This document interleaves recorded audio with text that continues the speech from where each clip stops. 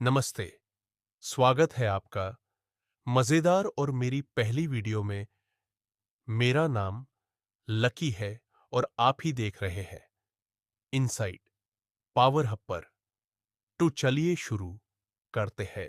बहुत समय पहले की बात है। हिमालय की तराई में एक छोटा सा गांव था, मायापुर।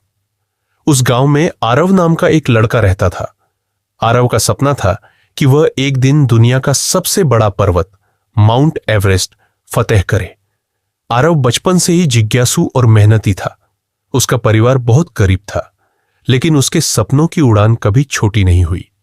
जब भी वह खेतों में काम करता या जंगल से लकड़ियां लाता, वह चुपचाप आसमान की ओर देखता और सोचता, क्या मैं सच में इतना ऊंचा चढ़ सकता हूं?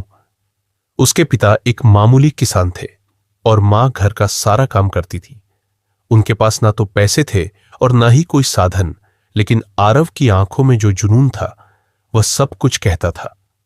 पहला संघर्ष एक दिन गांव में एक पर्वतारोहण प्रशिक्षण केंद्र के बारे में सूचना आई। वहां दाखिला लेने के लिए 500 रुपये फीस थी। आरव के लिए यह एक बड़ा सपना और बड़ी रकम थी। उसने पूरे गांव में मजदूरी करनी शुरू कर दी। कभी खेतों में हल चलाया तो कभी नदी से पत्थर उठाए। महीनों की मेहनत के बाद वह 500 रुपये जमा कर पाया। प्रशिक्षण केंद्र में दाखिला मिला, लेकिन वहां सब कुछ आसान नहीं था। बाकी लड़के अच्छे परिवारों से थे। उनके पास आधुनिक जूते, कपड़े और खाने की चीजें थीं। आरव के पास सिर्फ एक पुराना बैग और मां द्वारा सिलकर दी गई ऊनी टोपी थी। कई बार वह हार मानने की सोचता, लेकिन हर बार मां की बात याद आ जाती। बेटा, हार तो सिर्फ वो मानते हैं जिन्हें खुद पर भरोसा नहीं होता। गिरना और उठना प्रशिक्षण के दौरान आरव को एक बार बर्फीले पहाड़ से फिसलकर चोट लग गई। डॉक्टर ने कहा, तुम्हारा पैर हफ्तों तक चलने लायक नहीं रहेगा। साथी छात्रों ने ताना मारा, अब कैसे चढ़ेगा एवरेस्ट? लेकिन आरव ने हार नहीं मानी। वह व्हील चेयर पर बैठकर नक्शे पढ़ता, पर्वतों के बारे में किताबें पढ़ता और मन ही मन खुद को मजबूत करता।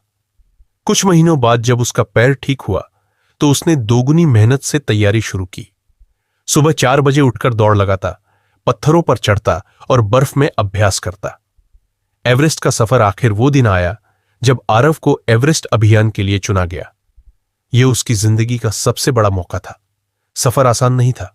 बर्फीली हवाएं, 30 डिग्री तापमान, ऑक्सीजन की कमी और थकान, ये सब एक एक करके उसे कमजोर करते गए। चढ़ाई के आखिरी दिन जब आरव डेथ जोन में था, उसकी हालत बहुत खराब हो गई। उसके साथी आगे निकल चुके थे। शरीर जवाब दे रहा था। वह बर्फ पर बैठ गया और आसमान की तरफ देखा। उसे याद आया मां की वो बातें, पिता के पसीने की बूंदें, गांव की मिट्टी और खुद से किया वो वादा। मैं रुकूंगा नहीं, उसने खुद से कहा।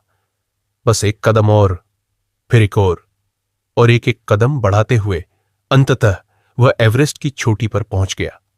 भारत का तिरंगा उसके हाथों में था और आंखों में आंसू।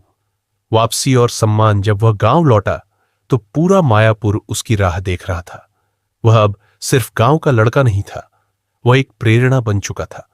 भारत सरकार ने उसे राष्ट्रीय वीरता पुरस्कार से नवाजा। आरव ने अपने गांव में एक पर्वतारोहण स्कूल खोला, ताकि दूसरे गरीब बच्चों को वह अवसर मिले जो कभी उसे मुश्किल से मिला। Subscribe my channel and like the video please guys.